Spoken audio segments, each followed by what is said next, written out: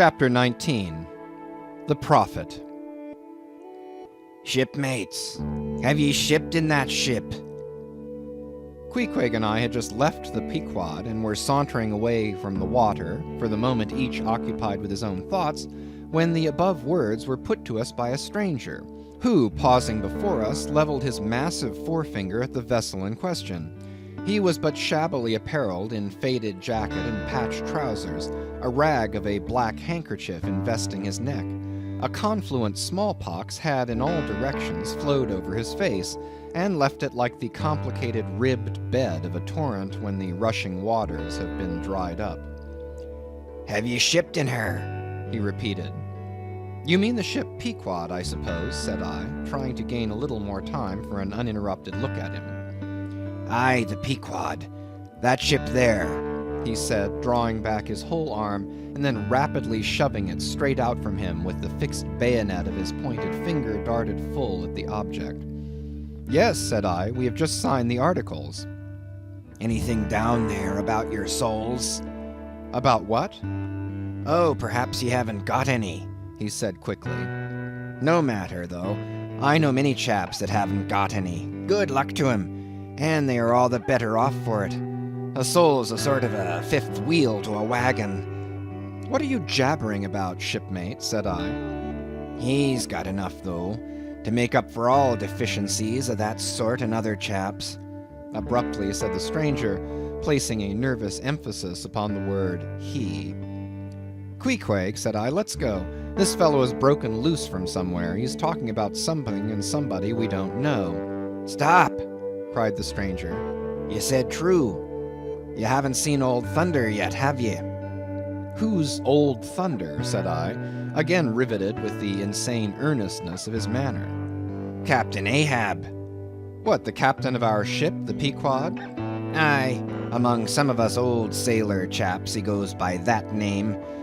You haven't seen him yet, have ye? No, we haven't. He's sick, they say, but is getting better and will be all right again before long. All right again before long, laughed the stranger, with a solemnly derisive sort of laugh.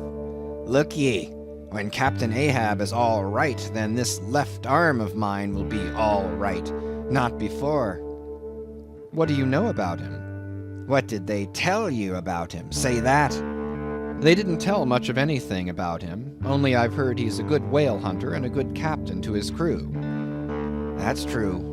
That's true, yes, both true enough. But you must jump when he gives an order. Step and growl, growl and go. That's the word with Captain Ahab. But nothing about the thing that happened to him off Cape Horn long ago, when he lay like dead for 3 days and nights. Nothing about that deadly scrimmage with the Spaniard before the altar in Santa. Heard nothing about that, eh? Nothing about the silver calabash he spat into. And nothing about losing his leg last voyage according to the prophecy. Didn't you hear a word about them matters and something more, eh? No, I don't think you did. How could ye? Who knows it? Not all Nantucket, I guess. But howsever, mayhap you've heard tell about the leg, and how he lost it. Aye, you've heard of that, I dare say. Oh, yes, that everyone knows a'most. I mean, they know he's only one leg, and that a parma said he took the other off. My friend, said I, what all this gibberish of yours is about, I don't know, and I don't much care, for it seems to me that you must be a little damaged in the head. But if you are speaking of Captain Ahab, of that ship there, the Pequod, then let me tell you that I know all about the loss of his leg. All about it, eh? Sure you do? All? Pretty sure. With finger pointed and eye leveled at the Pequod, the beggar-like stranger stood a moment, as if in troubled reverie, and then, starting a little, turned and said, You've shipped, have ye? Names down on the papers? Well, well, what's signed is signed, and what's to be will be, and then again perhaps it won't be, after all. Anyhow, it's all fixed and arranged already, and some sailors or other must go with him, I suppose. As well these as any other men, God pity 'em. Morning to you, shipmates, morning. The ineffable heavens bless ye. I'm sorry I stopped ye. Look here, friend, said I, if you have anything important to tell us, out with it. But if you are only trying to bamboozle us, you're mistaken in your game. That's all I have to say. And it's said very well, and I like to hear a chap talk up that way. You are just the man for him, the likes of you. Morning to your shipmates, morning. Oh, when you get there, tell 'em I've concluded not to make one of 'em. Ah, my dear fellow, you can't fool us that way. You can't fool us. It is the easiest thing in the world for a man to look as if he had a great secret in him. Morning to your shipmates, morning.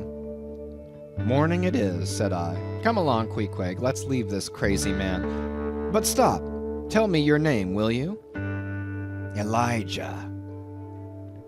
Elijah, thought I, and we walked away, both commenting after each other's fashion upon this ragged old sailor, and agreed that he was nothing but a humbug trying to be a bugbear.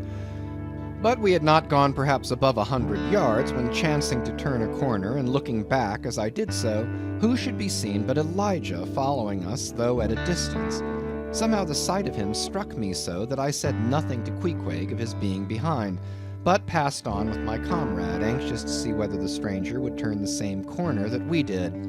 He did, and then it seemed to me that he was dogging us, but with what intent I could not for the life of me imagine. This circumstance, coupled with his ambiguous half-hinting, half-revealing, shrouded sort of talk, now begat in me all kinds of vague wonderments and half-apprehensions, and all connected with the Pequod and Captain Ahab, and the leg he had lost, and the Cape Horn fit, and the silver calabash, and what Captain Peleg had said of him when I left the ship on the day previous, and the prediction of the squaw Tistig, and the voyage we had bound ourselves to sail, and 100 other shadowy things.